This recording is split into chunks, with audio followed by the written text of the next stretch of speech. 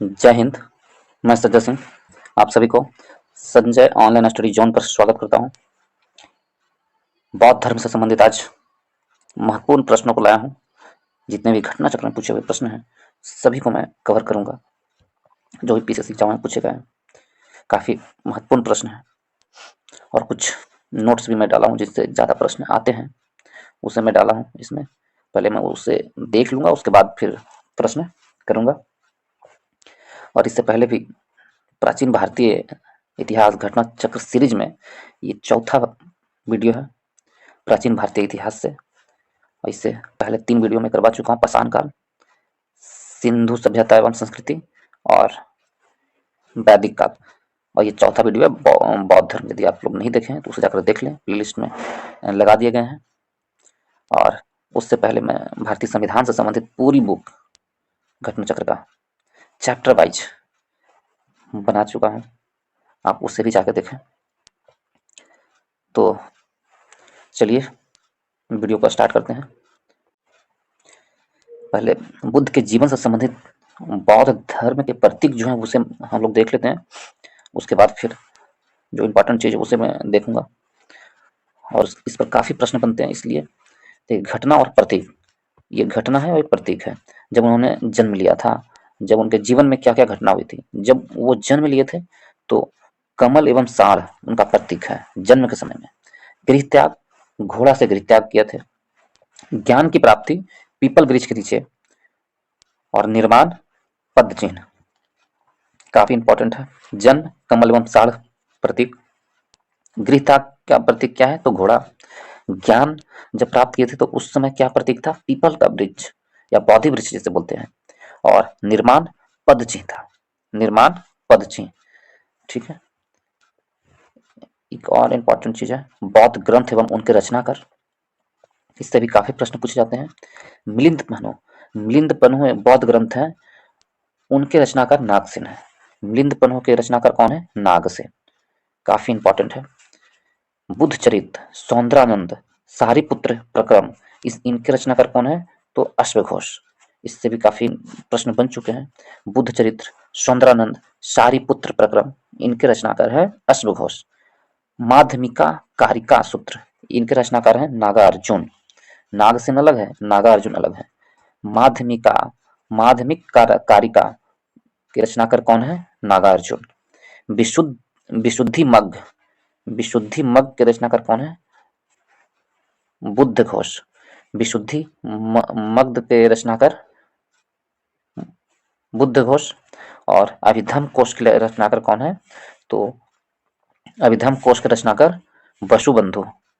अभिधम कोश के रचनाकार वसुबंधु। इसमें से काफी इंपॉर्टेंट कौन सा है, मिलिंद पन्हो, बुद्ध चरित, सौंदरानंद, सारिपुत्र और माध्यमा कारिक सूत्र। ये तीनों काफी इंपॉर्टेंट है और ऐसे ये दोनों भी याद रखना है। जब क्वेश्चन हार्ड बनाना होगा तो ये दोनों पूछ लिया जाएगा। तो ये काफी इंपॉर्टेंट है दोस्तों, इसको याद करना ही करना होगा। तो चलिए इससे भी प्रश्न हमेशा पूछे जाते हैं। एक और महत्वपूर्ण टॉपिक है इसमें बौद्ध संगीति, उससे भी काफी महत्वपूर्ण प्रश्न पूछे जाते हैं, उसे भी हम लोग देख लें। बौद्ध संगीति में बौद्ध संगीति 4 हुए थे। ये पहला क्रम है, फिर वर्ष है, स्थान है, अध्यक्ष है और शासक है। प्रथम बौद्ध संगीति 483 ईसा पूर्व, जब भगवान बुद्ध का मृत्यु हुआ था उस समय हुआ था। 483 ईसा पूर्व। राजगृह, स्थान कहाँ, राजगृह था जो आज का राजगीर है। अध्यक्ष महाकश्यप थे उस समय जब प्रथम बौद्ध संगीति हुई थे। और शासक कौन थे, अजातशत्रु शासक थे। प्रथम बौद्ध संगीति 483 ईसा पूर्व, स्थान राजगृह, अध्यक्ष महाकश्यप, शासक अजातशत्रु। द्वितीय बौद्ध संगीति 483 ईसा पूर्व, वैशाली में हुआ था। स्थान कहाँ था, वैशाली, अध्यक्ष सुब्बुकामी और शासक कालाशोक थे।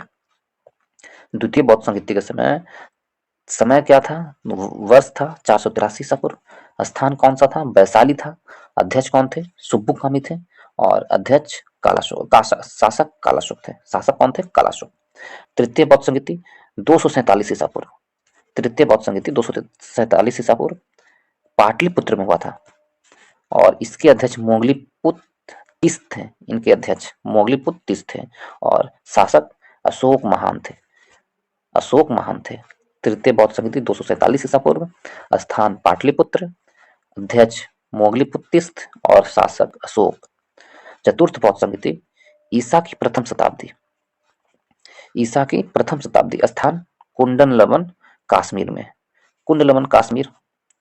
अध्यक्ष वसुमित्र और इसके उपाध्यक्ष थे अश्वघोष। उपाध्यक्ष थे अश्वघोष और अध्यक्ष थे वसुमित्र। काफी इंपॉर्टेंट ये है चतुर्थ बौद्ध समिति। और शासक कौन थे? कनिष्क के समय हुआ था। शासक कनिष्क के समय में। ये काफी इंपॉर्टेंट है, इसे याद रखने के लिए। तो चलिए देखते हैं फर्स्ट प्रश्न क्या है।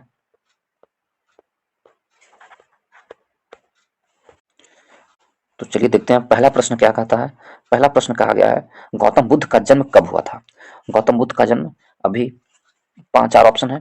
563 ईसा पूर्व, 558 ईसा पूर्व, 561 ईसा पूर्व, 540 ईसा पूर्व। ऑप्शन नंबर ए मेरा सही आंसर होगा। 563 ईसा पूर्व में गौतम बुद्ध का जन्म हुआ था।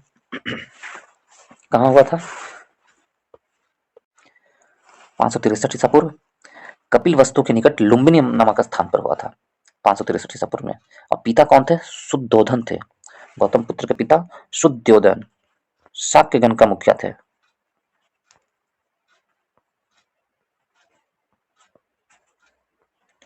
शुद्धोधन थे, शाक्यगण के मुखिया थे, वो प्रधान थे। और माता का नाम माया देवी था जो कोलीय गणराज की कन्या थी। ठीक है, नेक्स्ट प्रश्न में चलते हैं। प्रश्न नंबर 2 की ओर। प्रश्न नंबर 2 में कहा जा रहा बुद्ध के जीवन की किस घटना को महाभिनिष्क्रमण के रूप में जाना जाता है। महाभिनिष्क्रमण। महाभिनिष्क्रमण किस घटना को जाना जाता है? उनका महापरिनिर्वाण को, उनका जन्म का, उनका गृह त्याग का, या उनका प्रबोधन का। तो ऑप्शन नंबर सी मेरा सही आंसर होगा। गृह त्याग को महाभिनिष्क्रमण कहा जाता है। उन्होंने 29 वर्ष की अवस्था में, कितने वर्ष? 29 वर्ष की अवस्था में, 29 वर्ष की अवस्था में गृह त्याग किए थे। और जिसे बौद्ध ग्रंथ में महाभिनिष्क्रमण की संज्ञा दी गई है। ठीक है, नेक्स्ट प्रश्न में चलते हैं। प्रश्न नंबर, घोड़ा से गृह त्याग का प्रतीक क्या है? घोड़ा है। प्रश्न नंबर थर्ड की ओर। गौतम बुद्ध की माँ किस वंश से संबंधित थी? अभी जस्ट हमने बताया है किस वंश से संबंधित थी। शाक्य वंश से, माया वंश से, लिच्छवी वंश से, या कोलीय वंश से। महामाया उनकी माँ का नाम था। शाक्य वंश से संबंधित थे उनके पिता, जबकि कोलीय वंश से संबंधित उसकी माता। तो ऑप्शन नंबर डी मेरा सही आंसर होगा। कोलीय वंश से संबंधित थे महामाया। नेक्स्ट प्रश्न में चलते हैं। प्रश्न नंबर 4 की ओर। बुद्ध का जन्म हुआ था, तो बुद्ध का जन्म कहाँ हुआ था? वैशाली में, लुम्बिनी में, कपिल वस्तु में, या पाटलिपुत्र में? तो बुद्ध का जन्म हुआ था कपिल वस्तु के लुम्बिनी नामक स्थान में। ऑप्शन नंबर बी मेरा सही आंसर होगा। ऑप्शन नंबर बी कपिल वस्तु ठीक है, लेकिन उसमें भी एक पैसिफिक स्थान दे दिया है ना, तो ऑप्शन नंबर बी ही सही होगा, कपिल वस्तु नहीं होगा। ये ध्यान रखना है। काफी अच्छा प्रश्न दिया है ये। यदि लुम्बिनी नहीं होता तो कपिल वस्तु होता। यहाँ दे दिया है कि कपिल वस्तु के लुम्बिनी नामक स्थान पर हुआ था, तो लुम्बिनी ही हमारा सही आंसर होगा। नेक्स्ट प्रश्न पे चलते हैं। प्रश्न नंबर,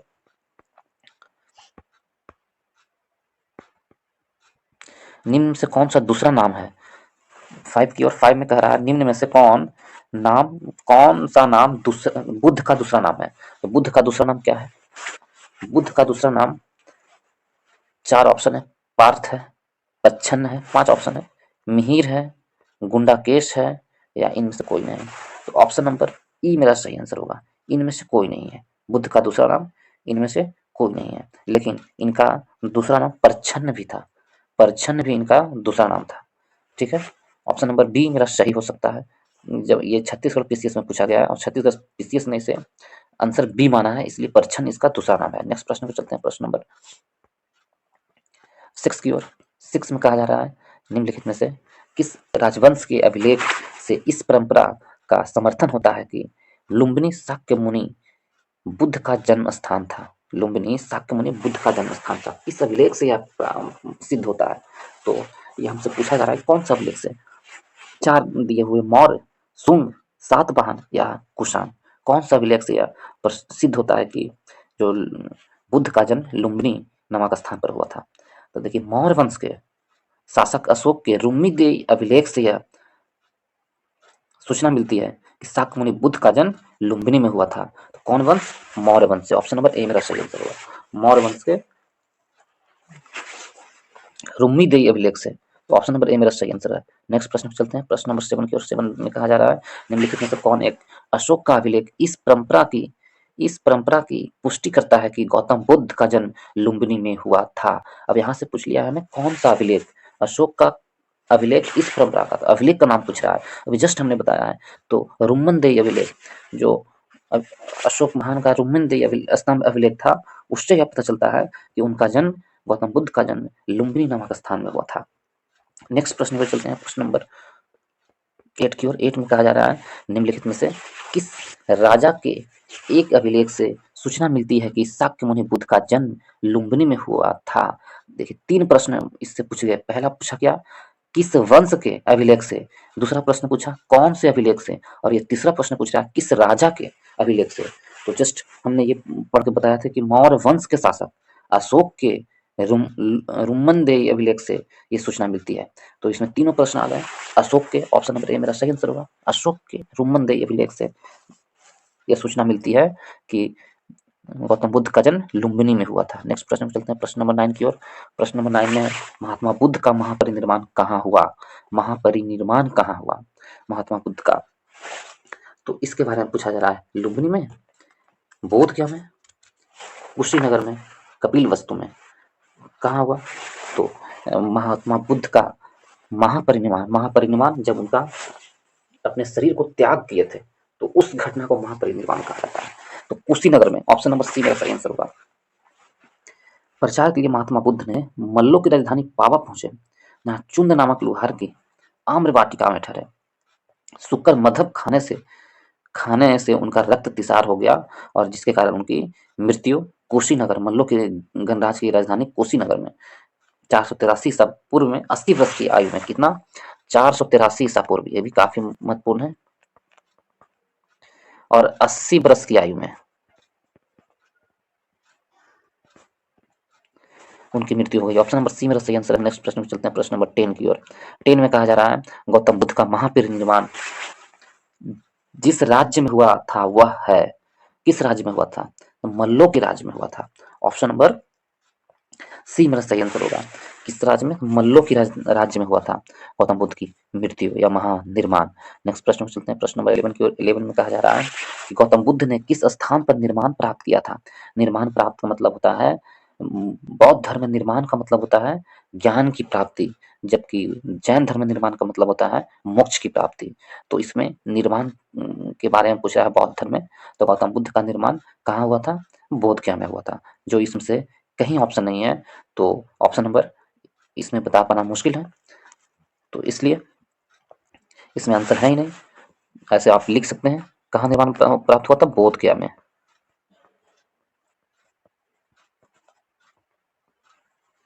बोधगया में निर्माण प्राप्त हुआ था गौतम बुद्ध को, यानी ज्ञान की प्राप्ति हुई थी। नेक्स्ट प्रश्न पे चलते हैं, प्रश्न नंबर 12 की ओर। 12 नंबर में बताया जा रहा है महात्मा बुद्ध का महापरिनिर्वाण किसके गणराज्य में हुआ था। महापरिनिर्वाण यानी कि मृत्यु कब, किनके गणराज्य में हुआ था, मल्लों के, लिच्छवियों के, शाक्यों के या पालों के। तो ऑप्शन नंबर ए मेरा सही आंसर होगा, मल्लों के गणराज्य में हुआ था महात्मा बुद्ध की महापरिनिर्वाण। नेक्स्ट प्रश्न पे चलते हैं, प्रश्न नंबर 13 की ओर। 13 में कहा जा रहा है कि महापरिनिर्वाण मंदिर अवस्थित है। महात्मा बुद्ध का जहाँ महापरिनिर्वाण हुआ था वहां पर एक मंदिर बनाया गया, तो वो कहाँ है, कुशीनगर में अवस्थित है। ऑप्शन नंबर ए मेरा सही आंसर होगा। महापरिनिर्वाण मंदिर उत्तर प्रदेश के कुशीनगर जिले में अवस्थित है, और इसका निर्माण, इस मूर्ति का निर्माण 1876 ईस्वी में, कब 1876 ईस्वी में, 76 ईस्वी में बनाया गया था। भगवान बुद्ध की मूर्ति 1876 ईस्वी में बनाया गया था। विश्व में बौद्ध धर्म के सबसे पवित्र मंदिर में से एक माना जाता है। ठीक है, तो नेक्स्ट प्रश्न पे चलते हैं। ऑप्शन नंबर ए मेरा सही आंसर है, कुशीनगर में। नेक्स्ट प्रश्न 14th में कहा जा रहा हूँ निम्नलिखित राज्यों में से किनका संबंध बुद्ध के जीवन से था, किनका संबंध बुद्ध के जीवन से था, कौन से राजाओं का। तो अवंतिका बुद्ध के जीवन से नहीं था, गंधार बुद्ध के जीवन से नहीं था, कौशल बुद्ध के जीवन से था, और मगध बुद्ध के जीवन से संबंधित था। ऑप्शन नंबर सी मेरा सही आंसर होगा। बुद्ध के जीवन से संबंधित था मगध के राजा और कौशल के राजा। मगध और कौशल बुद्ध के जीवन के साथ से संबंधित थे। गौतम बुद्ध ने अपनी शिक्षा से प्रचार प्रसार हेतु मगध एवं कौशल दोनों को राज्य में भ्रमण किए थे। ऑप्शन नंबर सी मेरा सही आंसर होगा। नेक्स्ट प्रश्न पे चलते हैं, प्रश्न नंबर 15th की ओर 15th में कहा जा रहा है गौतम बुद्ध द्वारा अपने धर्म में दीक्षित किए जाने वाला अंतिम व्यक्ति निम्नलिखित में से कौन था? महात्मा बुद्ध ने जो सबसे अंतिम व्यक्ति को शिक्षा दिए थे वो कौन व्यक्ति थे? ऑप्शन 4 है।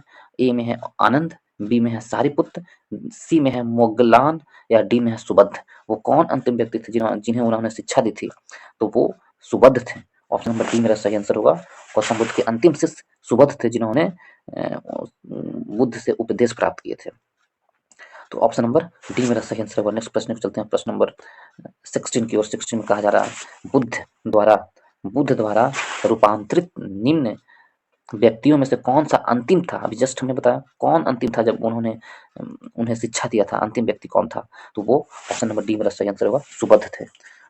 महात्मा सुबुद्ध थे जिन्होंने अंतिम ज्ञान प्राप्त किए थे महात्मा बुद्ध से, वो अंतिम व्यक्ति हुए सुबुद्ध। नेक्स्ट प्रश्न पे चलते हैं, प्रश्न नंबर 17 की ओर। 17 नंबर में क्या है? बुद्ध ने अपने जीवन की अंतिम वर्षा ऋतु कहाँ बिताई थी? तो बुद्ध ने अपनी जीवन ऋतु की अंतिम वर्षा ऋतु वैशाली में बिताई थी। ऑप्शन नंबर बी मेरा सही आंसर होगा। वैशाली में उन्होंने वर्षा ऋतु बिताई थी महात्मा बुद्ध ने अपनी 5वीं वर्षा ऋतु भी वैशाली में बिताई थी और अंतिम वर्षा ऋतु भी वैशाली में बिताई थी। ऑप्शन नंबर बी मेरा सही आंसर होगा। नेक्स्ट प्रश्न पे चलते हैं, प्रश्न नंबर 18 की ओर। 18 में कहा जा रहा है निम्नलिखित में से कौन सा एक बौद्ध मत में निर्माण की अवधारणा की श्रेष्ठ व्याख्या करता है? निर्माण की अवधारणा का श्रेष्ठ व्याख्या कौन करता है? एक में है तृष्णा रूपी अग्नि का शमन। तृष्णा मतलब अंदर जो चीज का खोज है उसे पूरा हो जाना, उसी को तृष्णा होता है, उसका शमन होना। क्रोध, मन स्थिर हो जाना, तो वो हो गया तृष्णा रूपी अग्नि का शमन। तो ऑप्शन नंबर यही मेरा सही आंसर होगा। निर्माण की अवधारणा की सर्वश्रेष्ठ व्याख्या है तृष्णा रूपी अग्नि का शमन। ऑप्शन नंबर ए मेरा सही आंसर होगा। बुद्ध के निर्माण को मन की उस परम शांति के रूप में वर्णित किया है जो तृष्णा, क्रोध और दूसरी विषादकारी मन स्थितियों से परे है। ऑप्शन नंबर ए मेरा सही आंसर है। नेक्स्ट प्रश्न को चलते हैं, प्रश्न नंबर 19 की ओर। 19 में कहा जा रहा है अल्लाह कलाम कौन थे? तो अल्लाह कलाम कौन थे? बुद्ध के एक शिष्य थे, एक प्रतिष्ठित बौद्ध भिक्षु थे, या बुद्ध कालीन एक शासक थे, या डी में कह रहा बुद्ध के एक गुरु थे? तो ऑप्शन नंबर डी मेरा सही आंसर हो। अल्लाह कलाम थे बुद्ध के एक गुरु थे। अल्लाह कलाम, ठीक है, कौन थे? बुद्ध के एक गुरु थे। ऑप्शन नंबर डी सही आंसर होगा। नेक्स्ट प्रश्न पे चलते हैं, प्रश्न नंबर 20 की ओर। 20 में कहा जा रहा है महात्मा बुद्ध ने अपना पहला धर्म चक्र प्रवर्तन किस स्थान पर किया था? तो महात्मा बुद्ध ने पहला धर्म चक्र प्रवर्तन किसे कहते हैं? जब महात्मा बुद्ध ने अपना ज्ञान प्राप्त करके पहली बार उन्होंने धर्म का प्रचार के लिए प्रचार करना शुरू किया, अपना उपदेश देना शुरू किया, उसी को धर्म चक्र प्रवर्तन कहते हैं। तो 4 ऑप्शन दिए हुए, कहाँ किए थे? तो ऑप्शन नंबर क्या लुम्बिनी में किए थे या सारनाथ में किए थे? तो ऑप्शन नंबर बी मेरा सही आंसर होगा। सारनाथ में उन्होंने पहला धर्म चक्र प्रवर्तन किए थे। ऑप्शन नंबर बी मेरा सही आंसर होगा। उन्होंने 5 ब्राह्मण सन्यासी को पहला उपदेश दिया। इस प्रथम उपदेश को ही धर्म चक्र प्रवर्तन कहते हैं। सारनाथ में उन्होंने दिया था, सारनाथ में, ठीक है, प्रचार प्रारंभ किया हुआ। नेक्स्ट प्रश्न पे चलते हैं, कहाँ? सारनाथ। 21 की ओर। बुद्ध ने अपना पहला उपदेश कहाँ दिया था? 4 ऑप्शन है, काशी में, सारनाथ में, कुशीनगर में, बोधगया में। तो महात्मा बुद्ध ने अपना पहला उपदेश सारनाथ में दिया था। ऑप्शन नंबर बी मेरा सही आंसर हुआ। बोधगया में ज्ञान की प्राप्ति हुई, कुशीनगर में मृत्यु यानी निर्वाण प्राप्त हुआ, और सारनाथ में उन्होंने पहला उपदेश दिए थे। ऑप्शन नंबर बी मेरा सही आंसर हुआ। नेक्स्ट प्रश्न चलते हैं, प्रश्न नंबर 22 की ओर। सारनाथ में अपना प्रथम प्रवचन किसने दिया था? सारनाथ में अपना प्रथम प्रवचन महात्मा बुद्ध ने दिया था। ऑप्शन नंबर सी मेरा सही आंसर होगा। नेक्स्ट प्रश्न में चलते हैं, प्रश्न नंबर 23 की ओर। 23 में कहा जा रहा है गौतम बुद्ध अपना प्रथम उपदेश कहाँ दिए थे? तो गौतम बुद्ध ने अपना प्रथम उपदेश, ऑप्शन नंबर सी मेरा सही आंसर होगा, सारनाथ में दिए थे। नेक्स्ट प्रश्न पे चलते हैं, प्रश्न नंबर 24 में ग्रंथों में उल्लेखित धर्म चक्र प्रवर्तन है। क्या है धर्म चक्र प्रवर्तन? क्या समझते हैं उसका मतलब? उनका बुद्ध का दर्शन है? नहीं। सारनाथ में दिया गया उनका प्रथम उपदेश है। तो ऑप्शन नंबर बी ही सही है। सारनाथ में दिया गया उनका प्रथम उपदेश को धर्म चक्र प्रवर्तन कहते हैं। ऑप्शन नंबर बी सही आंसर है। नेक्स्ट प्रश्न पे चलते हैं, प्रश्न नंबर 25 की ओर। 25 में है धर्म चक्र प्रवर्तन किया गया था। धर्म चक्र प्रवर्तन कहाँ किया गया था? 4 ऑप्शन है, सांची में, श्रावस्ती में, सारनाथ में या वैशाली में? तो धर्म चक्र परिवर्तन ऑप्शन नंबर सी मेरा सही आंसर होगा, सारनाथ में किया गया था। बुद्ध के धर्म चक्र परिवर्तन कहाँ किया गया था? सारनाथ में। ऑप्शन नंबर सी मेरा सही आंसर होगा। नेक्स्ट प्रश्न पे चलते हैं, प्रश्न नंबर 26 की ओर। 26 में बुद्ध ने सर्वाधिक उपदेश दिए थे। बुद्ध ने अपनी सर्वाधिक उपदेश दिए थे कहाँ? तो श्रावस्ती में, वैशाली में, कौशाम्बी में, राजगीर में। कहाँ दिए थे सबसे अधिक उपदेश?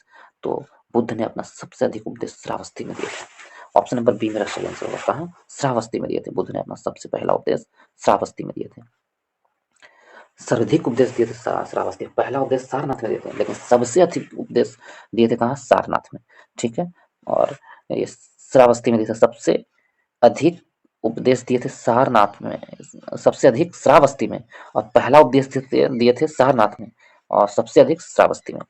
बुद्ध के सबसे अधिक शिष्य कौशल राज्य में हुए थे, तथा यहाँ की राजधानी श्रावस्ती में, कौशल राज्य की राजधानी श्रावस्ती में उन्होंने सबसे अधिक यानी सर्वाधिक उपदेश दिए थे।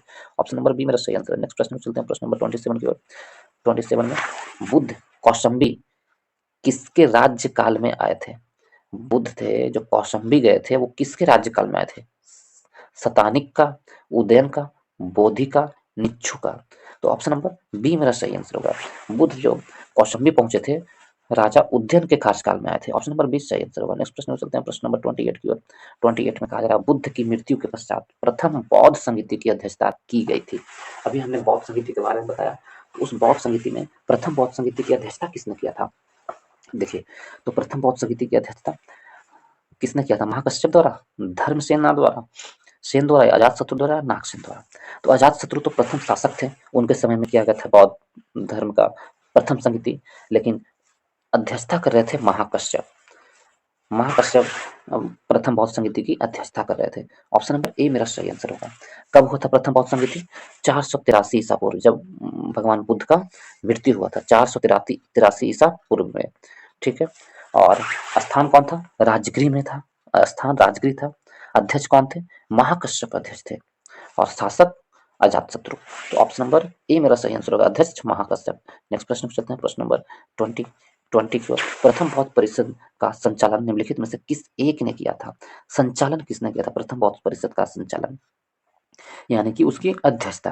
प्रथम बौद्ध संगीति का अध्यक्षता किसने किया था? तो महाकश्यप ने किया था, 483 ईसा पूर्व में, राजगृह में, और राजा कौन थे? अजातशत्रु। नेक्स्ट प्रश्न 30 की ओर। सप्तपर्णी गुफा स्थित है। सप्तपर्णी गुफा कहाँ स्थित है? सांची में, नालंदा में, राजगीर में, या पावापुरी में?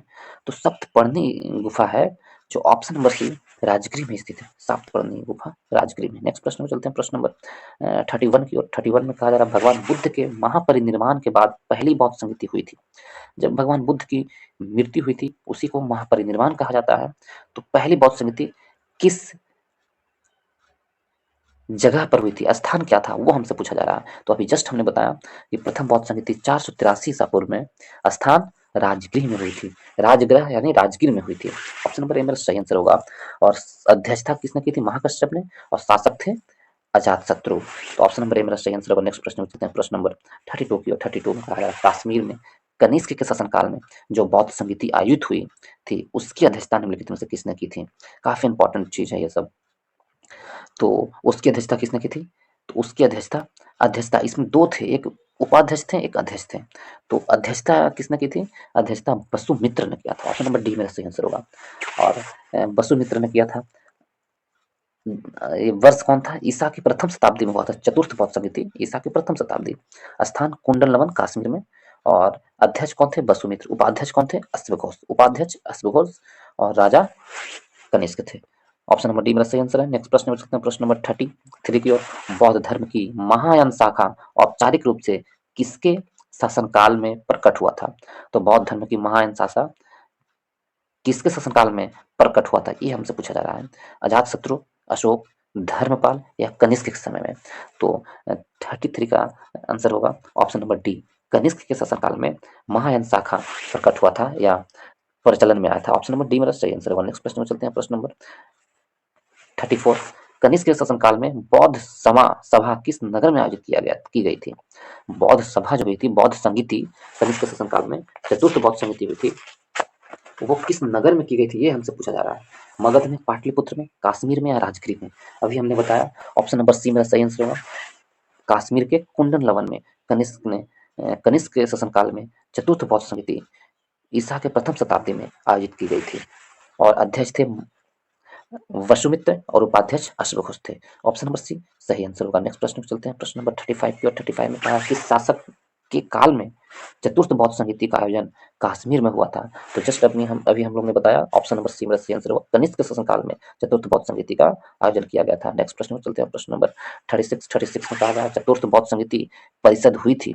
चतुर्थ बौद्ध समिति कहाँ हुई थी, किसके शासनकाल में हुई थी, सो पूछा जा रहा है। तो ऑप्शन नंबर ए मेरा सही आंसर होगा। कनिष्क शासनकाल में हुई थी चतुर्थ बौद्ध समिति ईसा के प्रथम शताब्दी में और स्थान कुंडन लवन कश्मीर में और उसके अध्यक्ष थे वसुमित्र और उपाध्यक्ष अश्वघोष थे।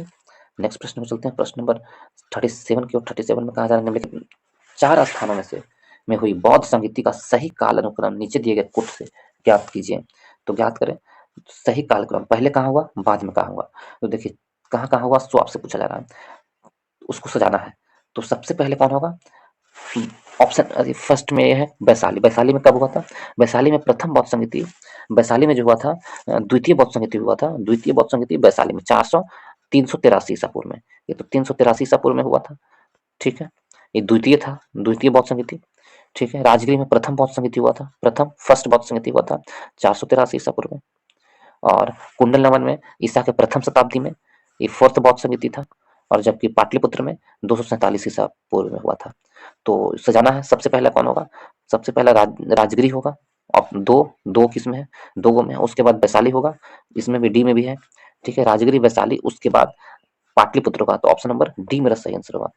2143 ऑप्शन नंबर डी सही आंसर है। नेक्स्ट प्रश्न में चलते हैं। प्रश्न नंबर 38 में कहा जा रहा है द्वितीय बौद्ध समिति का आयोजन कहाँ हुआ था। काफी इंपॉर्टेंट है, द्वितीय बौद्ध समिति का आयोजन कहाँ हुआ था। तो द्वितीय बौद्ध समिति का आयोजन 383 ईसा पूर्व में, स्थान कहाँ था, वैशाली। ऑप्शन नंबर बी मेरा सही आंसर होगा। और अध्यक्षता कौन कर रहे थे, सुब्बू कामी। द्वितीय बौद्ध समिति का आयोजन की अध्यक्षता सुब्बू कामी कर रहे थे और शासक कौन थे, कालाशोक। द्वितीय बौद्ध समिति के शासक कालाशोक थे। तो इस प्रकार ऑप्शन नंबर बी मेरा सही आंसर होगा। नेक्स्ट प्रश्न में चलते हैं। प्रश्न नंबर 39 की ओर। 39 में कहा जा रहा है कि तृतीय बौद्ध सभा किस स्थान पर बुलाई गई थी। तृतीय बौद्ध सभा किस स्थान पर बुलाई गई थी, तक्षशिला में, सारनाथ में, बोधगया में या पाटलिपुत्र में। तृतीय बौद्ध सभा हुई कब थी, तो तृतीय बौद्ध सभा 247 ईसा पूर्व में पाटलिपुत्र में हुई थी। तो ऑप्शन नंबर डी मेरा सही आंसर होगा। कहाँ हुआ था, पाटलिपुत्र में। और इसकी अध्यक्षता मोगली पुत्तिस्त थे और शासक अशोक थे। तो ऑप्शन नंबर डी मेरा सही आंसर होगा। मैं चाहूंगा कि एक बार फिर से पूरे बौद्ध संगीति को बता दूं, क्योंकि ये जो है काफी इंपॉर्टेंट है दोस्तों, काफी इंपॉर्टेंट है बौद्ध। चारों बौद्ध समिति में फिर से एक बार पढ़ देता हूँ। प्रथम बौद्ध समिति 483 ईसा पूर्व में राजगिरी में, महाकश्यप शासक अजातशत्रु। द्वितीय बौद्ध समिति 383 ईसा पूर्व में, स्थान वैशाली, अध्यक्ष सुब्बा कामी और शासक कालाशोक। तृतीय बौद्ध समिति 247 ईसा पूर्व में, स्थान पाटलिपुत्र, अध्यक्ष मोगलीपुत्तिस्त और शासक अशोक। चतुर्थ बौद्ध समिति ईसा के प्रथम शताब्दी में, कुंडन लवन कश्मीर में और अध्यक्ष वसुमित्र और उपाध्यक्ष अश्वघोष और शासक कनिष्क थे। काफी इंपॉर्टेंट है, इसलिए हमने इसे दोबारा बता दिया है। तो चलिए इसका आंसर क्या होगा,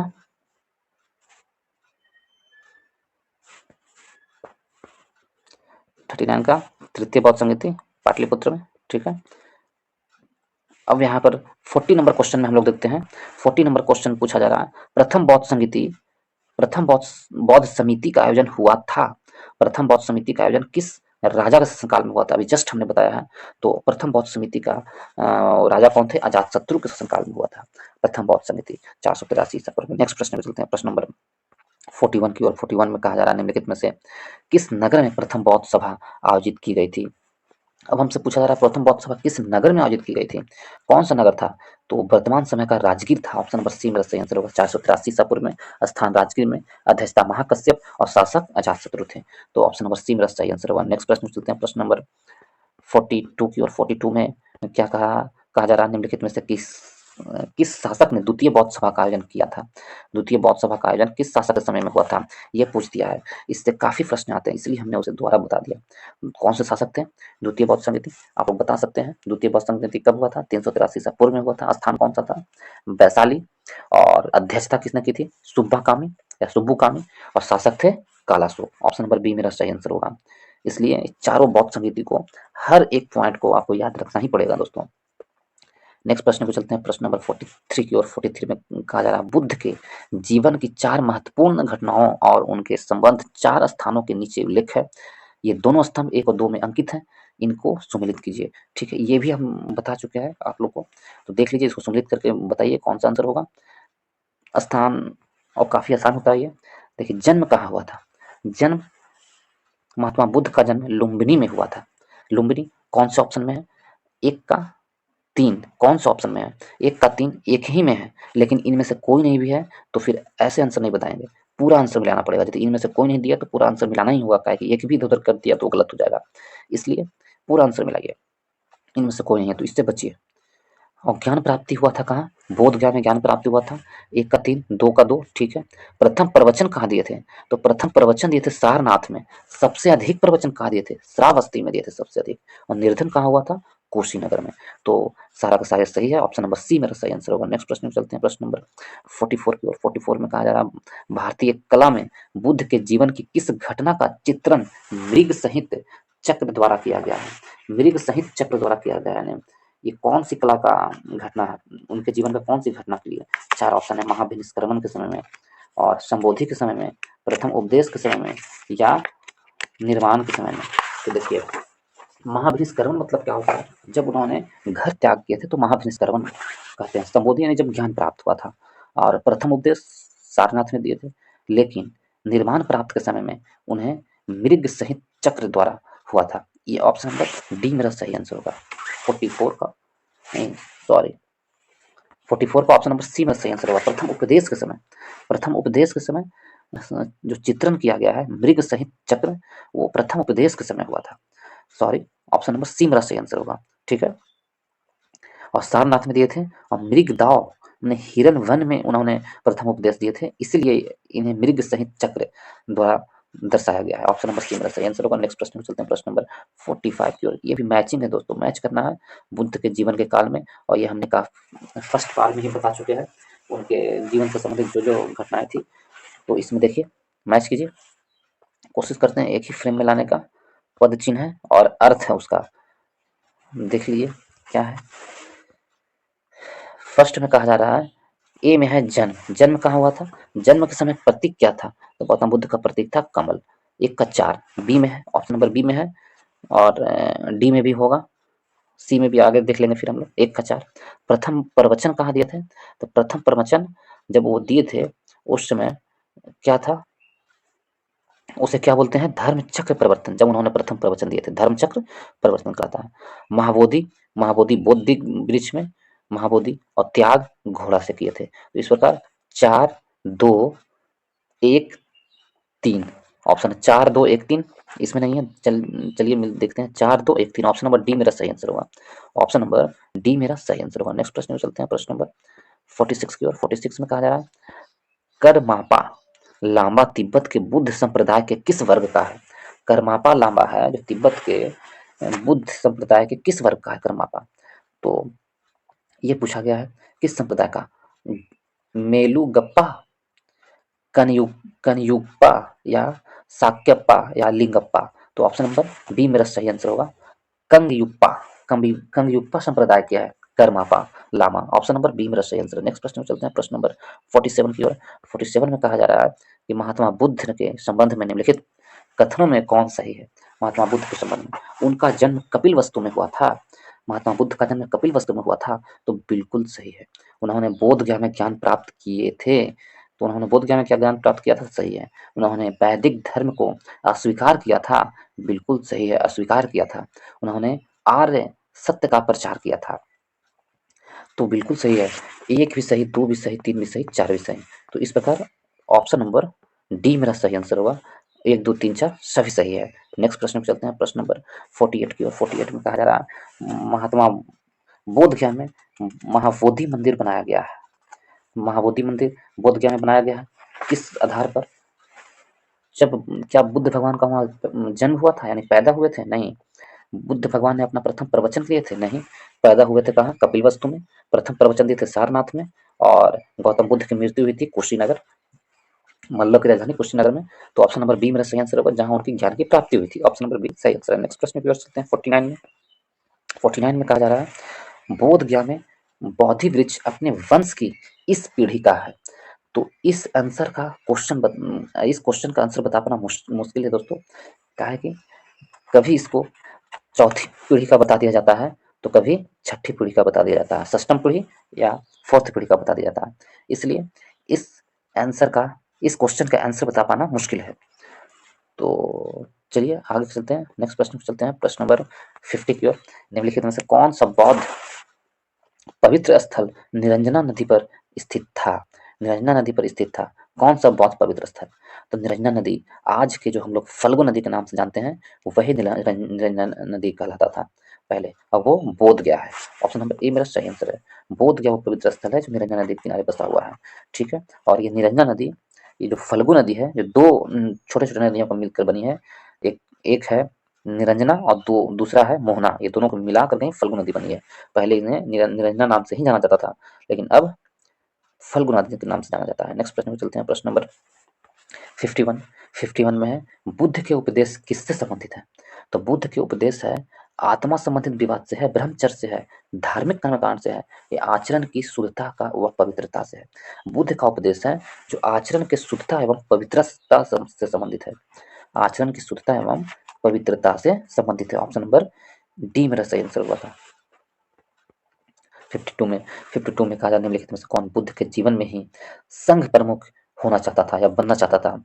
कौन था? देवव्रत था, महाकश्यप था, उपाली था या आनंद था? तो देवदत्त था।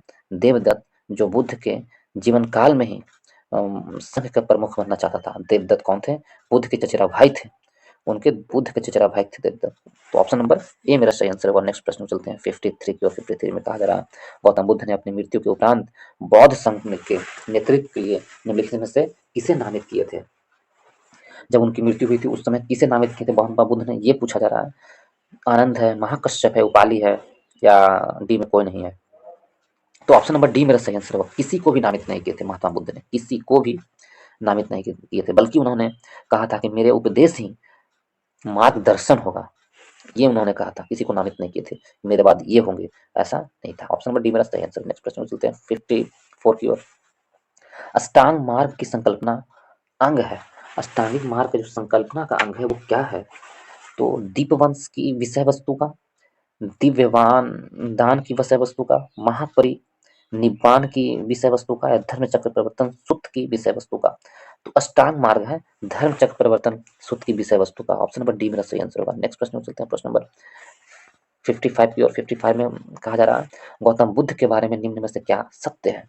वो वे कर्म में विश्वास रखते थे, करते थे, ये सत्य है। कर्म में विश्वास करते थे तो सही है। आत्मा का शरीर में परिवर्तन मानते थे, ये भी सही है। और निर्वाण प्राप्ति में विश्वास करते थे, ये भी सही है। ईश्वर की सत्ता में विश्वास करते थे, ये सही नहीं है। तो ऑप्शन एक, कथन 1 2 3 सही है। इस प्रकार ऑप्शन नंबर ए मेरा सही आंसर हुआ, 1 2 3 सही है। नेक्स्ट प्रश्न में चलते हैं, प्रश्न नंबर 56 की ओर। 56 में कहा जा रहा है कि बौद्ध संघ में भिक्षुनी के रूप में स्त्रियों के प्रवेश की अनुमति बुद्ध द्वारा दी गई थी। तो कौन से बौद्ध संघ में भिक्षुणियों का स्त्रियों के रूप में प्रवेश की अनुमति दी गई थी? महात्मा बुद्ध ने दिया था। कौन सी बौद्ध संघ में? तो वैशाली में। वैशाली में बौद्ध संगीति हो रही थी उस समय में। उस समय महात्मा बुद्ध ने, बौद्ध संघ हो रहा था वैशाली में, उस समय में महात्मा बुद्ध ने अपने प्रिय शिष्य आनंद के कहने पर, प्रिय शिष्य आनंद के कहने पर स्त्रियों को बौद्ध संघ में भिक्षुनी के रूप में प्रवेश की अनुमति दी। और बौद्ध संघ में सर्वप्रथम शामिल होने वाली स्त्री महाप्रजापति गौतमी थी, जो बुद्ध की सौतेली माँ थी। तो ऑप्शन नंबर बी मेरा सही आंसर होगा। नेक्स्ट प्रश्न में चलते हैं, प्रश्न नंबर 57 की ओर। 57 में कहा जा रहा है त्रिपिटक क्या है? त्रिपिटक क्या है? गांधी जी के 3 बंधन हैं, ब्रह्मा विष्णु महेश, या महावीर के 3 नगीने हैं, या बुद्ध के उपदेशों का संग्रह है? तो ऑप्शन नंबर डी मेरा सही आंसर होगा। बुद्ध के उपदेशों का संग्रह त्रिपिटक कहलाता है। नेक्स्ट प्रश्न में चलते हैं 58 की ओर। 58 में कहा जा रहा है त्रिपिटक ग्रंथ किस धर्म से संबंधित है? तो त्रिपिटक है जो बौद्ध धर्म से संबंधित है। ऑप्शन नंबर बी मेरा सही आंसर है। नेक्स्ट प्रश्न में चलते हैं 59 की ओर। 59 में कहा जा रहा है त्रिपिटक निम्न में से किससे संबंधित है? तो त्रिपिटक है जैनियों से है, सिखों से है, हिंदुओं से है, या बौद्धों से है? तो ऑप्शन नंबर बी मेरा सही आंसर होगा, बौद्ध धर्मों से है त्रिपिटक। नेक्स्ट प्रश्न में चलते हैं, प्रश्न नंबर 60 में किस बौद्ध ग्रंथ में संघ जीवन के नियम के बारे में कहेगा? तो नियम किसमें? विनय पिटक में। नियम न और या आ रहा है ना, नी और यम किस में आएगा, विनय पिटक में। नियम किस में, विनय पिटक में। बौद्ध के जीवन का नियम किस में, विनय पिटक में। ये तीनों मैं बताता हूँ। देखिए, विनय पिटक में बौद्ध के संघ संबंधित नियम एवं आचरण की शिक्षाएं देती है। नियम एवं आचरण की शिक्षाएं विनय पिटक में। अभिधम पिटक में, अभिधम पिटक में है जो दार्शनिक सिद्धांत है बौद्ध का। बौद्ध का जो दार्शनिक सिद्धांत है वो अभिधम पिटक में। और एक और है जो सुत्त पिटक है, बुद्ध की धार्मिक सिद्धांत है। बुद्ध की धार्मिक सिद्धांत है जो सुत्त पिटक में। ऑप्शन नंबर बी मेरा सही आंसर होगा। नेक्स्ट प्रश्न में चलते हैं 61 की ओर। 61 में कहा जा रहा है यमक बुद्ध पिटक से संबंधित है। यमक किससे संबंधित है, बुद्ध पिटक के किस पिटक में, सुत्त पिटक, विनय पिटक या अभिधम पिटक, उपरोक्त में से कोई नहीं। तो यमक है बुद्ध के अभिधम पिटक से है। ऑप्शन नंबर सी मेरा सही आंसर होगा। किससे, यमक है जो बुद्ध के अभिधम पिटक से है। नेक्स्ट प्रश्न में चलते हैं, प्रश्न नंबर 62 की ओर। 62 में कहा जा रहा है निम्नलिखित में से किस बौद्ध साहित्य में महात्मा बुद्ध के नैतिक एवं सिद्धांत संबंधित प्रवचन संकल्प है। नैतिक एवं सिद्धांत का प्रवचन का संगत है कौन बौद्ध साहित्य में, विनय पिटक, जातक कथाएं, अभिधम पिटक या सुत्त पिटक।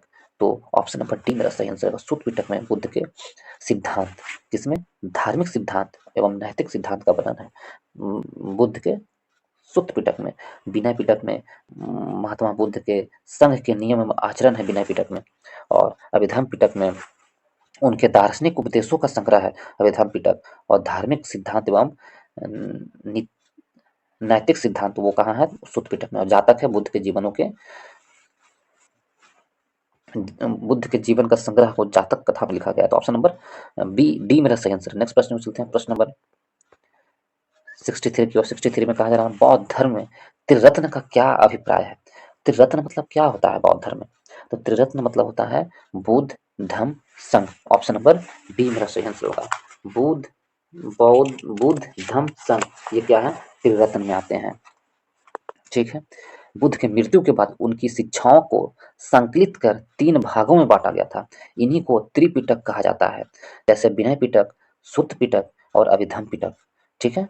नेक्स्ट प्रश्न को चलते हैं, बुद्ध, धम्म, संघ। ठीक है। नेक्स्ट प्रश्न क्या है, 64 में है, थोड़ा बड़ा प्रश्न है तो देख लेते हैं। प्राचीन भारत के बौद्ध मठों में पवरन नामक समारोह आयोजित किया जाता था। तो पवरन नामक समारोह क्यों आयोजित किया जाता था, संघ परिनायक और धर्म तथा विनय विषयों पर एक वक्ता को चुनने का अवसर होता था, नहीं। वर्षा ऋतु के दौरान मठों में प्रवास के समय भिक्षुओं द्वारा किए गए अपराधों को स्वीकारोक्ति का अवसर होता था। तो ऑप्शन नंबर बी ही मेरा सही आंसर होगा। जो उन्हें उनके द्वारा साल भर में जो भी अपराध किए हैं उसे स्वीकार करने का यह अवसर हुआ करता था। 64 का आंसर क्या होगा, ऑप्शन नंबर बी मेरा सही आंसर होगा। नेक्स्ट प्रश्न पे चलते हैं, प्रश्न नंबर 65 में कहा जा रहा है अशोकाराम विहार निम्नलिखित में से किस स्थान पर स्थित था।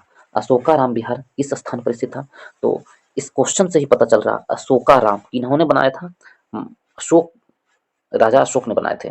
कहाँ होगा, तो पटना में, पाटलिपुत्र, आज के पटना में। मौर्य शासक अशोक ने पाटलिपुत्र में अशोकाराम विहार का निर्माण कराया था। बिहार का निरीक्षण इंद्रगुप्त नामक थेरा भिक्षु ने निरीक्षण किया था। निरीक्षण कौन किए थे, तो थेरा भिक्षु, इंद्रगुप्त नामक थेरा भिक्षु ने इसका निरीक्षण किया था। ऑप्शन नंबर बी मेरा सही आंसर। नेक्स्ट प्रश्न में चलते हैं 66 में कहा जा रहा विश्व का सबसे ऊंचा कहा जाने वाला स्तूप कहाँ है, बिहार में कहाँ है, बता दिया है कि कहाँ है वो स्तूप है जो बिहार में है, वो कहाँ है, तो बिहार में ऑप्शन नंबर ए में है वैशाली में, बी में नालंदा में, सी में राजगीर में और डी में पटना में। विश्व का सबसे ऊंचा कहे जाने वाला स्तूप तो बिहार के राजगीर में है। ऑप्शन नंबर सी में राजगीर में है। और ये राजगीर में 400 मीटर की ऊंची पहाड़ियों पर स्थित है। शांति स्तूप के नाम से जाना जाते हैं। इसे किस नाम से जानता है, शांति स्तूप, विश्व का शांति स्तूप कहा जाता है, जो सबसे ऊंचा स्तूप है। ऑप्शन नंबर सी सही है। नेक्स्ट प्रश्न में चलते हैं 67 की ओर। बुद्ध की 80 फुट बड़ी प्रतिमा जो बोध गया में है निर्मित की गई थी, किसके द्वारा निर्मित की गई थी बुद्ध की 80 फीट प्रतिमा बोध गया में, तो ऑप्शन नंबर 4 दिया हुआ, इसमें से ऑप्शन ए में कह रहा है जापानियों के द्वारा, बी में थाई लोगों के द्वारा, सी में श्रीलंकाइयों के द्वारा और डी में भूटानियों के द्वारा। तो ऑप्शन नंबर ए मेरा सही आंसर होगा, जापानियों के द्वारा बुद्ध की प्रतिमा का निर्माण किया गया था, 80 फुट बुद्ध की प्रतिमा, 7 बरस समय लगा था निर्माण करने में। और ये बना हुआ किससे, इसका बनावट है लाल ग्रेनाइट बलुआ पत्थर से निर्मित किया गया है। ऑप्शन नंबर ए मेरा सही आंसर है। नेक्स्ट प्रश्न पे चलते हैं, प्रश्न नंबर 68 में कहा जा रहा है सर्वप्रथम स्तूप शब्द कहाँ मिलता है। सर्वप्रथम स्तूप शब्द का कहाँ पर प्राप्त होता है। चार ऑप्शन है, ऋग्वेद में, जातक कथा में, अथर्व अर्थशास्त्र में, या अष्टांगिक में, या इनमें से कोई नहीं।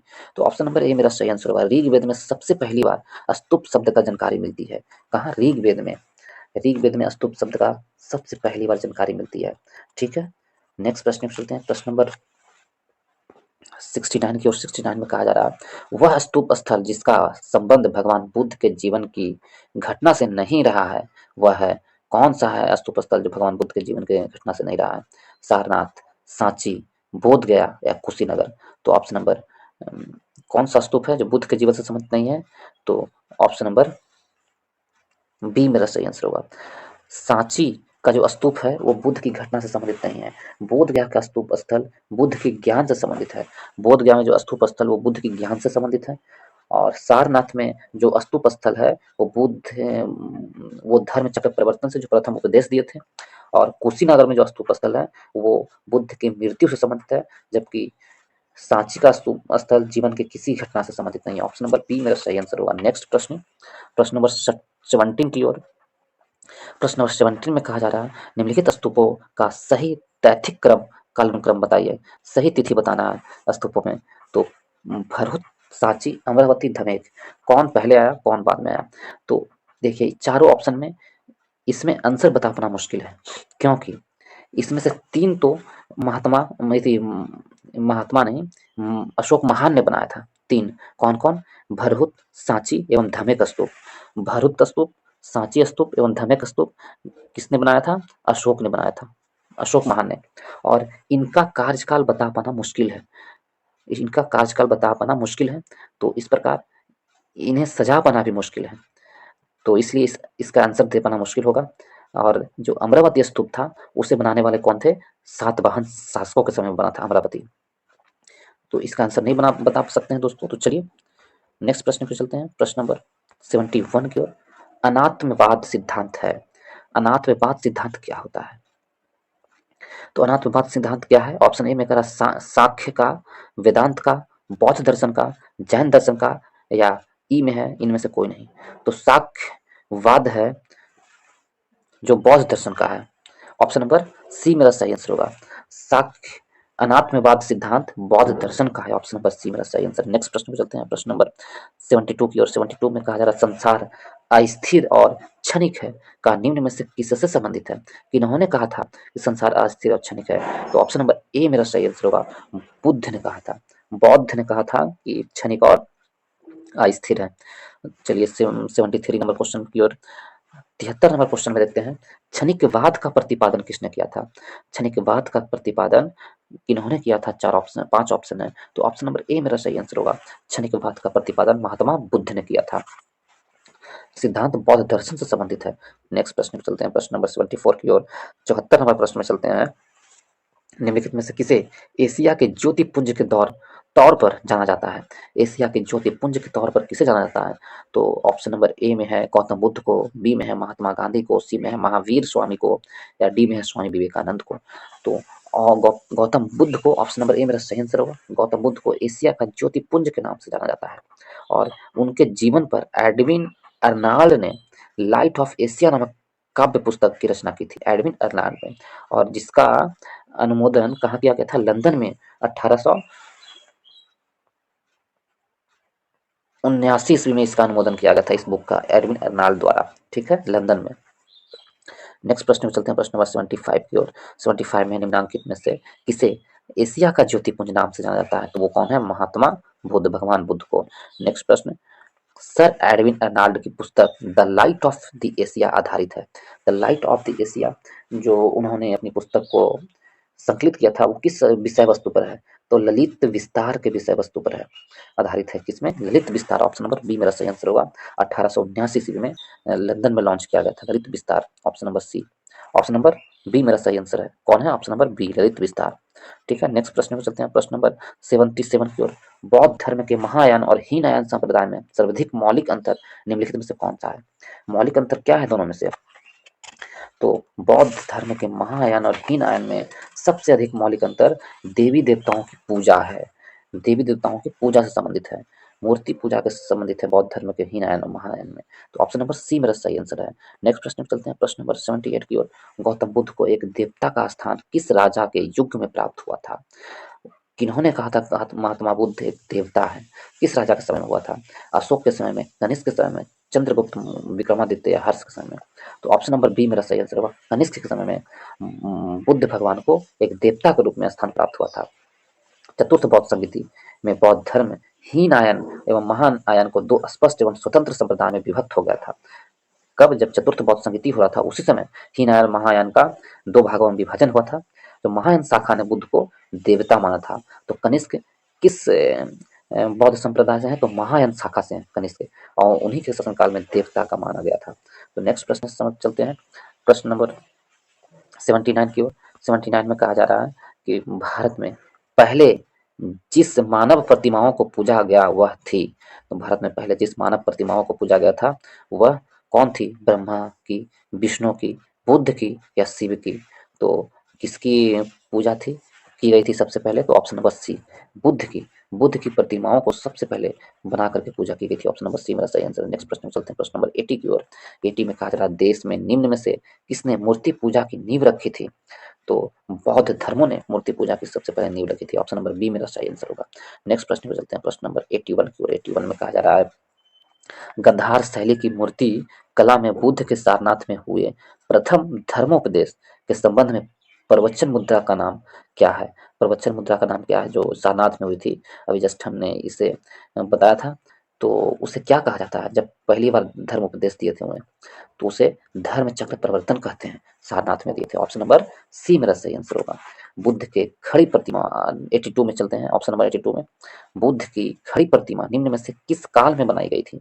बुद्ध की जो खड़ी प्रतिमा है किस राजा के काल में बनाई गई थी? गुप्त काल के, कुषाण काल में, मौर्य काल के, गुप्तोत्तर काल के? तो ऑप्शन नंबर बी मेरा सही आंसर होगा, कुशाल काल में, कुषाण वंश के शासन काल में बुद्ध की खड़ी प्रतिमाओं का बनवाई गई थी। ऑप्शन नंबर बी मेरा सही आंसर है। नेक्स्ट प्रश्न में चलते हैं, प्रश्न नंबर 83 की ओर। 83 में कुछ कथन दिए हुए हैं, कुछ 4 ऑप्शन दिए हुए हैं, उसमें से कहा जा रहा है कि भगवान बुद्ध की प्रतिमा कभी कभी एक हस्त मुद्रा युक्त दिखाई है, हस्त मुद्रा युक्त दिखाई है, जिसे भूमि स्पर्श मुद्रा कहा जाता है। यह किसका प्रतीक है? यह किसका प्रतीक है भूमि स्पर्श मुद्रा?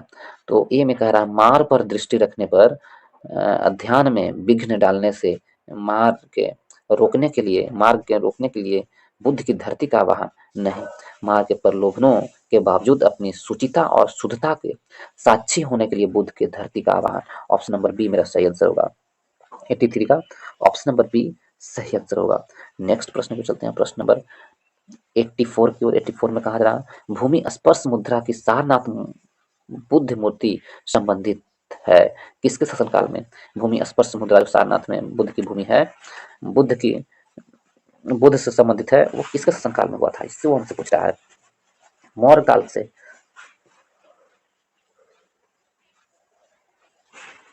शुंग वंश से, या कुषाण काल से, या गुप्त काल से? तो ऑप्शन नंबर डी मेरा सही आंसर है। गुप्त काल में भूमि स्पर्श मुद्रा को सारनाथ बुद्ध की मूर्ति से संबंधित है, गुप्त काल में। ऑप्शन नंबर डी सही आंसर है। नेक्स्ट प्रश्न पे चलते हैं, 85 में सारनाथ की भूमि स्पर्श मुद्रा वाली बुद्ध प्रतिमा कलांकित है, तो किस काल से कलांकित है भूमि स्पर्श मुद्रा?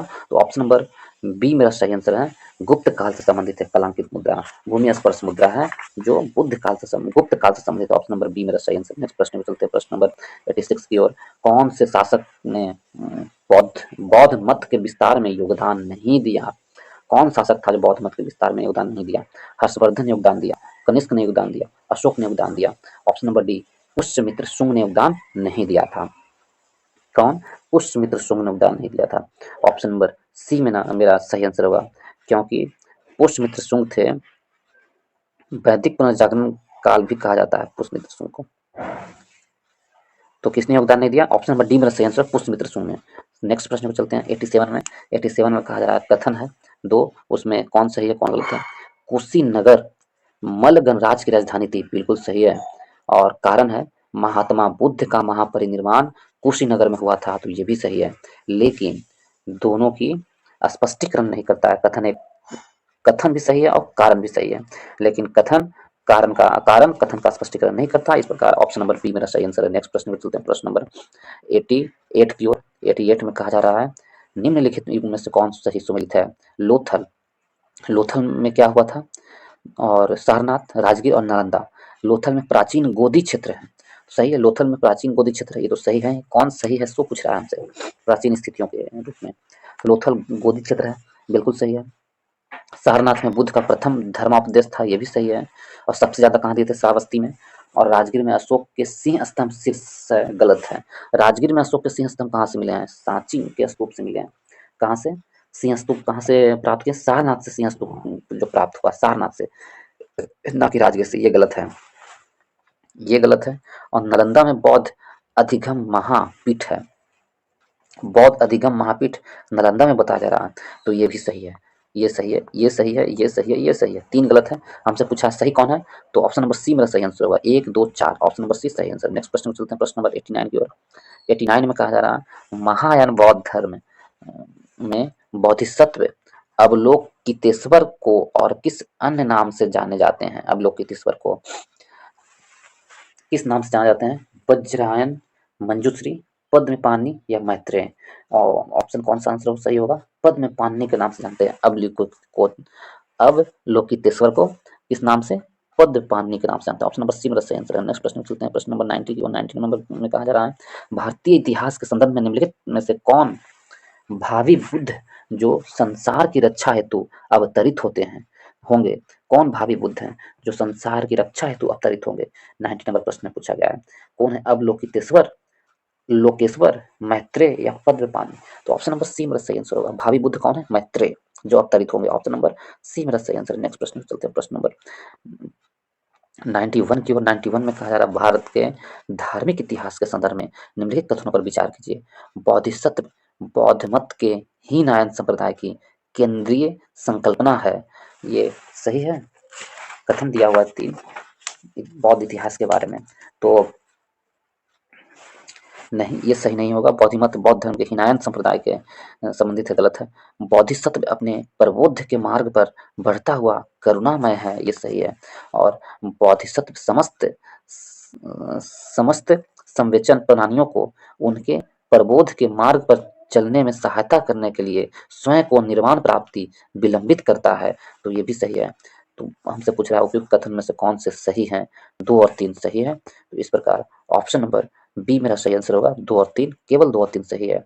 नेक्स्ट प्रश्न पे चलते हैं, प्रश्न नंबर 92 की ओर। 92 में कहा जा रहा है बोधिसत्व पद्मपाणि का चित्र सर्वाधिक प्रसिद्ध है, प्रायः चित्रित चित्रकारी है जो कहाँ है? बोधिसत्व पद्मपाणि का जो चित्रकारी है कौन से गुफा में है? अजंता की गुफा में है, बादामी की गुफा में है, बाघ गुफा में है, एलोरा की गुफा में है? तो ऑप्शन नंबर ए अजंता की गुफा में है।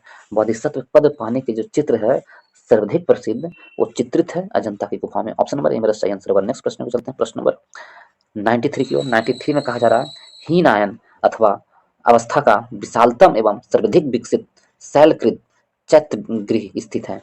हीनयान का चैत्यगृह कहाँ स्थित है? तो कौन सी गुफा में स्थित है हीनयान का जो हीनयान अवस्था का विशालतम एवं सर्वाधिक विकसित शैलकृत चैत्यगृह है, जो कौन सा गुफा में है? एक में है पित्तल खोरा में, 2 में है जूनागढ़ में, सी में है कौरले में, डी में है बेडसा में? तो ऑप्शन नंबर सी मेरा सही आंसर होगा। कार्ले की गुफा में है हीनयान अवस्था विशालतम एवं सर्वाधिक शैलकृत चैत्यगृह। शैलकृत चैत्यगृह कहाँ है? तो शैलकृत चैत्यगृह है कार्ले की गुफा में। ऑप्शन नंबर सी मेरा सही आंसर होगा। नेक्स्ट प्रश्न चलते हैं 94 में। 94 में निम्नलिखित में से किस शैलकृत गुफा में 11 सिरों के बोधिसत्व का अंकन मिलता है? कौन सी शैलकृत गुफा में 11 सिरों वाली बोधिसत्व का अंकन मिलता है? कौन 11 सिरों वाली शैलकृत? तो कौन सा है? अजंता में है, एलोरा में है, कन्हेरी में है, कार्ले में है? तो ऑप्शन नंबर सी मेरा सही आंसर होगा, कन्हेरी में है। कन्हेरी सलसेती द्वीप में स्थित कन्हेरी गुफा जो महाराष्ट्र के मुंबई शहर में स्थित है, वहां पर ये संबंधित है। और यह गुफाएं संजय गांधी राष्ट्रीय उद्यान परिसर में स्थित है।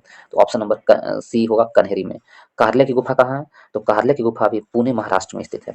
नेक्स्ट प्रश्न पूछ चुके हैं। एलोरा अजंता भी आप जानते हैं कहाँ है, वो भी महाराष्ट्र में है। नेक्स्ट प्रश्न नंबर 95 में कह रहा है प्रथम शताब्दी ईसा पूर्व में किस भारतीय बौद्ध भिक्षु को चीन भेजा गया था? कौन बौद्ध भिक्षुक थे जिसे चीन भेजा गया था प्रथम बौद्ध संगति के रूप प्रथम बौद्ध शताब्दी ईसा पूर्व में? तो चार ऑप्शन है, असंग को, अश्वघोष को, वसुमित्र को, नागा अर्जुन को। तो ऑप्शन नंबर डी मेरा सही आंसर होगा। नागा अर्जुन को कहाँ भेजा गया था? तो चीन भेजा गया था। नेक्स्ट प्रश्न पे चलते हैं। प्रश्न नंबर 96 में कह रहा है शून्यता के सिद्धांत का सर्वप्रथम प्रतिपादन करने वाला बौद्ध दार्शनिक का नाम क्या है? शून्यता का सिद्धांत किसने दिया था? तो शून्यता का सिद्धांत देने वाला कौन है? नागा अर्जुन थे। शून्यता का सिद्धांत नाग से नहीं, नागा अर्जुन। नागा अर्जुन की पुस्तक है माध्यमिक या शून्यवाद के मत का प्रवर्तक नागा अर्जुन थे। और ये कनिष्क के शासनकाल में दरबार में महान विभूति थे। नागार्जुन कनिष्क काल में थे।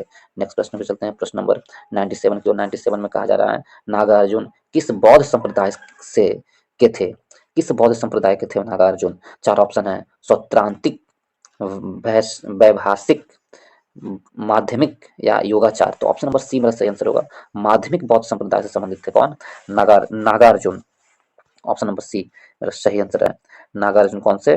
तो माध्यमिक। ठीक है। नेक्स्ट प्रश्न पे चलते हैं। प्रश्न नंबर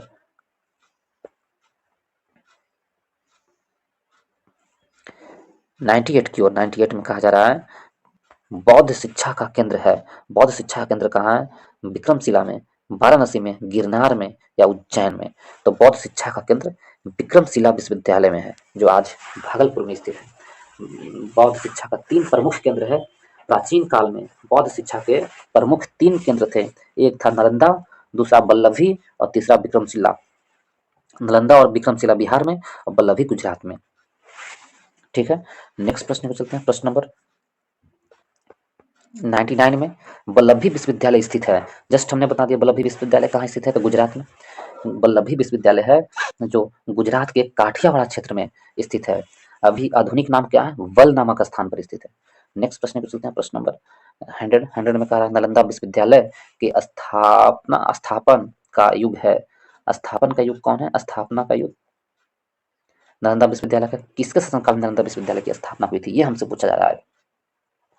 नालंदा विश्वविद्यालय की स्थापना मौर्य वंश, कुषाण वंश, गुप्त वंश या पाल वंश? तो ऑप्शन नंबर सी मेरा सही आंसर होगा। गुप्त वंश के समय नालंदा विश्वविद्यालय की स्थापना हुई थी और इसके संस्थापक थे कुमारगुप्त फर्स्ट थे।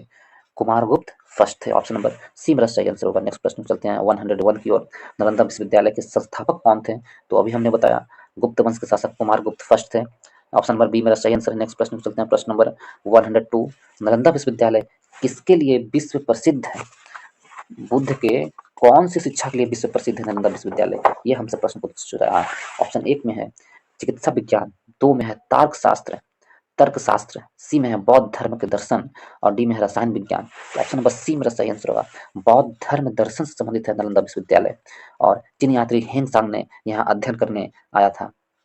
तो ऑप्शन नंबर सी मेरा सही आंसर। नेक्स्ट प्रश्न 103 की ओर। 103 में कथन दिए हुए हैं और कथन और कारण है इनमें से कौन सही है? 12वीं शताब्दी के अंत तक नालंदा महाविहार का पतन हो गया था। 12वीं शताब्दी के अंत तक नालंदा महाविहार का पतन हो गया था, कथन सही है। महाविहार के को राजकीय प्रश्रय मिलना बंद हो गया था, ये भी सही है। लेकिन इस कारण से पतन हो गया था, ये सही नहीं है। इसलिए कथन और कारण दोनों सही है, परंतु स्पष्टीकरण नहीं करता है कारण कथन का। तो ऑप्शन नंबर बी मेरा सही आंसर होगा। ए और आर दोनों सही है, परंतु आर ए की सही व्याख्या नहीं करती। ऑप्शन नंबर बी मेरा सही आंसर। नेक्स्ट प्रश्न में चलते हैं। प्रश्न नंबर 4 की ओर। 104 की ओर। नव नालंदा महाविहार किसके लिए विख्यात है? नव नालंदा महाविहार फेनसांग स्मारक, महावीर का जन्म स्थान, पाली अनुसंधान संस्थान या संग्रहालय के लिए? नव नालंदा महाविहार है जो पाली अनुसंधान संस्थान। कौन सा? ऑप्शन नंबर सी मेरा सही आंसर होगा। पाली अनुसंधान संस्थान के लिए संबंधित है। बौद्ध अध्ययन का नव नालंदा विहार बौद्ध अध्ययन का आधुनिक केंद्र है, जिसे बिहार सरकार ने 1951 में नालंदा में स्थापित किया था। उसे पुनर्स्थापित किया है किन्होंने? बिहार सरकार ने। और बौद्ध के पाली अनुसंधान संस्थान केंद्र है यहाँ पर। यहाँ पर बड़ी संख्या में श्रीलंका, जापान, कोरिया, तिब्बत, भूटान आदि देशों के पाली एवं बौद्ध अध्ययन के अनुसंधान हेतु विद्यार्थी आते रहते हैं। तो ऑप्शन नंबर सी मेरा सही आंसर। नेक्स्ट प्रश्न में चलते हैं 105 की ओर। 105 में कहा जा रहा है निम्नलिखित में से कौन से बौद्ध धर्म और जैन धर्म दोनों में समान रूप विद्यमान थे? दोनों में समान रूप विद्यमान थे कौन से? तो तप और भोग की अति का परिहार, वेद प्रामाण्य के प्रति अनास्था, कर्म कांडों की फलवत्ता का निषेध और 4 में प्राणियों की हिंसा का निषेध। कौन सा सही होगा 105 में? तो 105 में कह रहा है वेद प्रमाण के प्रति अनास्था, ये सही होगा। कर्म कांड की फलवत्ता का निषेध और प्राणियों की हिंसा का निषेध। तप और भोग के प्रति परिहार ये नहीं था। तो 2, 3 और 4 सही है। इस प्रकार ऑप्शन नंबर देखिए किस में है, तो ऑप्शन नंबर बी में है 2, 3, 4। नेक्स्ट प्रश्न चलते हैं प्रश्न नंबर 106 में। 106 में भी वही प्रश्न है कि प्राचीन भारतीय इतिहास के संदर्भ में निम्नलिखित में से कौन से बौद्ध धर्म और जैन धर्म दोनों में समान रूप से विद्यमान था? बौद्ध धर्म और जैन धर्म दोनों में तप और भोग की अति का प्रहार, ये गलत है, दोनों में नहीं था। वेद प्रामाण्य के प्रति अनास्था, ये सही था। और कर्म कांडों की फलवत्ता को निषेध, तो 2 और 3 सही था। इस प्रकार ऑप्शन नंबर बी मेरा सही आंसर होगा। 2 और 3 सही है। ऑप्शन नंबर बी 106 का ऑप्शन नंबर बी सही है। नेक्स्ट प्रश्न पे चलते हैं 107। 107 में निम्नलिखित में से कौन सी बात बौद्ध धर्म तथा जैन धर्म में समान है? कौन सी बात है जो बौद्ध धर्म और जैन धर्म में समान है? ए में कह रहा है अहिंसा, बी में कह रहा है वेदों के प्रति उदासीनता, सी में कह रहा है आत्मदमन और डी में कह रहा है रीति रिवाजों की अस्वीकृति। दोनों में समान कौन थी? समान नहीं है सो पूछा जा रहा है, दोनों में कौन समान नहीं है? तो आत्मदमन है जो दोनों में समान नहीं है, आत्मदमन। बाकी सब समान है। अहिंसा भी जैन धर्म में बौद्ध धर्म में भी है, वेदों के प्रति उदासीनता दोनों में है और रीति रिवाजों की अस्वीकृति दोनों में है, जबकि आत्मदमन दोनों में नहीं है। नेक्स्ट प्रश्न पे चलते हैं प्रश्न नंबर 108 की ओर। भगवान बुद्ध ने निम्नलिखित 4 आर्य सत्यों का प्रतिपादन किया, नीचे दिए गए कुट का प्रयोग करके उन्हें सही क्रम में रखें। तो 4 आर्य सत्य दिए थे उन्होंने, तो देखिए कौन पहले आएगा कौन बाद में आएगा, काफी इंपॉर्टेंट क्वेश्चन है। दुख, पहले तो दुख उन्होंने बताया था। जब दुख बताया था तो दुख का कारण होगा, उसके बाद क्या होगा? दुख है, दुख का कारण है, दुख का निरोध भी तो होगा, तो बी होगा। उसके बाद दुख निरोध मार्ग भी होगा, सी होगा। तो पहले ए आएगा, फिर डी आएगा, फिर बी आएगा, फिर सी होगा। तो ऑप्शन नंबर ए में मेरा सही आंसर है, A D B C. Option number A सही आंसर। नेक्स्ट प्रश्न चलते हैं प्रश्न नंबर 109 की ओर। 109 में कहा जा रहा है बौद्ध तथा जैन दोनों ही धर्म विश्वास करते हैं। किसमें विश्वास करते हैं बौद्ध धर्म और जैन धर्म? कर्म तथा पुनर्जन्म के सिद्धांत में। सिद्धांत सही है, इसमें विश्वास करते हैं। तो बौद्ध एवं जैन दोनों कर्म तथा पुनर्जन्म जन्म के सिद्धांत में विश्वास करते हैं। ऑप्शन नंबर ए मेरा सही आंसर होगा। ऑप्शन नंबर ए मेरा सही आंसर होगा। बी में कह रहा है मृत्यु के पश्चात ही मोक्ष संभव है, ये तो जैन धर्म में स्वीकार है, लेकिन बौद्ध धर्म में मृत्यु के पश्चात मोक्ष नहीं। और स्त्री तथा पुरुष दोनों ही मोक्ष प्राप्त कर सकते हैं, बौद्ध धर्म में नहीं है। और जीवन में माध्यम मार्ग सर्वश्रेष्ठ है, ये बौद्ध धर्म में है, जबकि जैन धर्म में नहीं है। तो ऑप्शन नंबर ए में क्या है? कर्म तथा पुनर्जन्म के सिद्धांत दोनों में ही स्वीकार्य है। ऑप्शन नंबर ए मेरा सही आंसर है। नेक्स्ट प्रश्न चलते हैं प्रश्न नंबर 110 की ओर। 110 में क्या है? बौद्ध दर्शन के अनुसार विचार कीजिए। बौद्ध दर्शन के अनुसार पुनर्जन्म नहीं होता। बौद्ध दर्शन में क्या है? पुनर्जन्म नहीं होता है, तो ये गलत है। बौद्ध दर्शन में कहा गया है कि पुनर्जन्म होता है, और कारण है आत्मा की सत्ता नहीं है, तो ये सही है, आत्मा की सत्ता नहीं है। ए सही, ए गलत है, आर सही है। किसमें है? ऑप्शन नंबर डी में सही आंसर ऑप्शन है। ए गलत है, आर सही है। ऑप्शन नंबर डी मेरा सही आंसर है। नेक्स्ट प्रश्न में चलते हैं प्रश्न नंबर 111 की ओर। 111 में क्या है, तो छोटा कर देता हूँ, उसके बाद 111 में है बौद्ध धर्म के विषय में कौन सा कथन सही है? कौन सा कथन सही है सो पूछा गया है। तो उसने वर्ण एवं जाति को अस्वीकार नहीं किया। बौद्ध धर्म में वर्ण एवं जाति को अस्वीकार नहीं किया, ये सही है। उसने ब्राह्मण वर्ग के सर्वोच्च सामाजिक कोटि को चुनौती दी, ये भी सही है। और उसने कुछ एक शिल्पों को निम्न माना, ये भी सही है। तो इस प्रकार 1, 2, 3 तीनों के तीनों सही है। ऑप्शन नंबर सी मेरा सही आंसर होगा। नेक्स्ट प्रश्न चलते हैं प्रश्न नंबर 112 की ओर। 112 में थोड़ा पढ़ा नहीं जा सकता है दोस्तों, फिर भी हम पढ़ने की कोशिश करते हैं। 112 में है बौद्ध धर्म के विस्तार के कारण निम्न में सम्मिलित है। बौद्ध धर्म के विस्तार क्यों हुआ था? धर्म की सादगी के कारण हुआ था बौद्ध धर्म का विस्तार, सही है, धर्म की सादगी के कारण। और दलितों के लिए विशेष अपील के कारण हुआ था, इसके कारण भी बौद्ध धर्म का अधिक विस्तार हुआ था। मिशनरी भावना तथा स्थानीय भाषा का प्रयोग होने के कारण हुआ था, ये भी सही है। 3 और 4 सही है। दार्शनिक द्वारा वैदिक भावना के दृष्टिकोण से वैदिक भावना की सुदृढ़ता से हुआ था, ये गलत है। 1 2 3 4 सही है। ऑप्शन नंबर सी मेरा सही आंसर होगा, 1 2 3 4। नेक्स्ट प्रश्न में चलते हैं, प्रश्न नंबर 113 की ओर। 13 में कहा जा रहा है, इसमें पूछा जा रहा, आरंभिक मध्ययुगीन समय में बौद्ध धर्म का पतन किस यानी किन कारण या कारणों से शुरू हुई। बौद्ध धर्म का जो पतन हुआ था किस कारण से शुरू हुई। उस समय तक बुद्ध विष्णु के अवतार समझे जाने लगे और वैष्णव धर्म का हिस्सा बन गए, इस कारण से पतन हुआ तो नहीं। हाँ, ऑप्शन नंबर ए मेरा सही आंसर है, कथन ए सही है, इस कारण से पतन हुआ। ठीक है। बी में अंतिम गुप्त राजा के समय तक आक्रमण करने वाली मध्य एशिया की जनजातियों ने हिंदू धर्म को अपनाया और बौद्ध धर्म को सताया, ये गलत है, ये गलत है, ऐसा नहीं हुआ था। और गुप्त वंश के राजाओं ने बौद्ध धर्म का पुरजोर विरोध किया, ये भी गलत है। तो इस प्रकार ऑप्शन एक मेरा केवल सही है। कथन सही कौन है? और कथन एक मेरा सही आंसर है, ऑप्शन नंबर ए मेरा सही है, केवल एक। नेक्स्ट प्रश्न में सीखते हैं, प्रश्न नंबर 114 की ओर। 14 में कहा जा रहा है, भारत के धार्मिक इतिहास के संदर्भ में निम्नलिखित कथनों पर विचार कीजिए। तो भारत के धार्मिक इतिहास में कथन दिए हुए दो, स्वत्रांतिक और समितीय जैन मत के संप्रदाय थे। क्या ये सही है कि जैन मत के संप्रदाय थे? नहीं, ये बौद्ध धर्म के संप्रदाय थे, अपितु बौद्ध धर्म के संप्रदाय थे। स्वत्रांतिक और समितीय बौद्ध धर्म के संप्रदाय थे, ना कि जैन धर्म के। तो ये गलत है। कथन सही पूछ रहा है हमसे, कौन सा कथन सही है? सर्वराष्ट्रीयवादियों की मान्यता थी कि दृग विषय फिनोमिना है अथवा अवयव पूर्णतः क्षणिक नहीं है, अपितु अव्यक्त रूप से सदैव विद्यमान रहता है, ये सही है। तो और कथन 2 सही है, ऑप्शन नंबर बी मेरा सही है, केवल 2 सही है।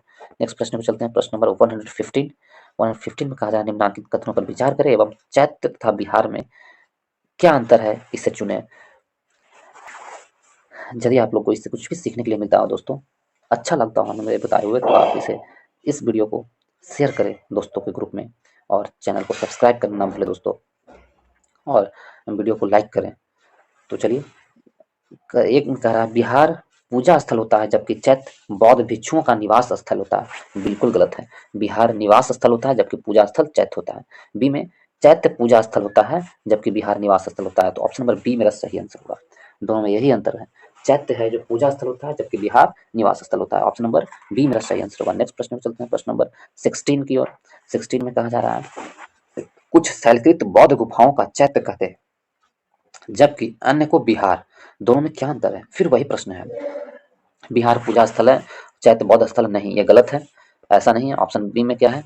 बी में कह रहा है चैत्य पूजा स्थल है जबकि बिहार बौद्ध भिक्षुओं की निवास स्थल है, तो ऑप्शन नंबर बी मेरा सही आंसर होगा।